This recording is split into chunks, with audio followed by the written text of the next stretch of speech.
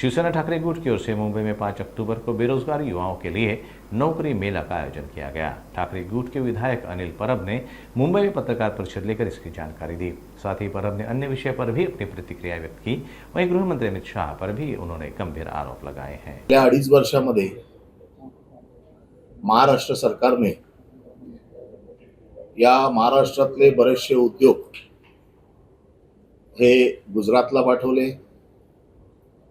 त्याचबरोबर महाराष्ट्रात उद्योगांना ज्या पद्धतीची वागणूक मिळते, ज्या पद्धतीने प्रदूषण मंडळाचे काही लोक मर्सिडीज सारख्या कंपनीला नोटीस देत आहेत आणि उद्योग घालवण्याचं काम महाराष्ट्रात चालू आहे। नवीन उद्योग आणायची तर कुठली नवीन घोषणा नाहीच। जे कुठले दावे दावोस मधून आल्यानंतर केले होते त्याच्या संदर्भातली कुठलीही माहिती महाराष्ट्रातल्या जनतेला नाही। आणि अशा परिस्थितीमध्ये महाराष्ट्रात बेरोजगारी फार मोठ्या प्रमाणात वाढलेली आहे। बरेचसे तरुण परदेशात जात आहेत नोकरीसाठी, बरेचसे तरुण वैफल्यग्रस्त आहेत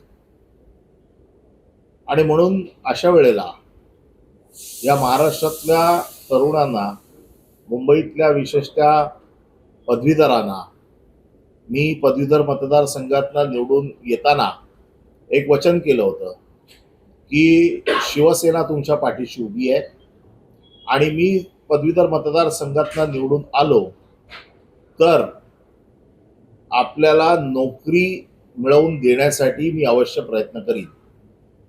आणि म्हणून शिवसेनेचे पक्षप्रमुख उद्धवजी ठाकरे, युवासेना प्रमुख आदित्यजी ठाकरे यांच्या मार्गदर्शनाखाली एक शिवसेनेच्या वतीने एक भव्य नोकरी मेळावा मी दिनांक 5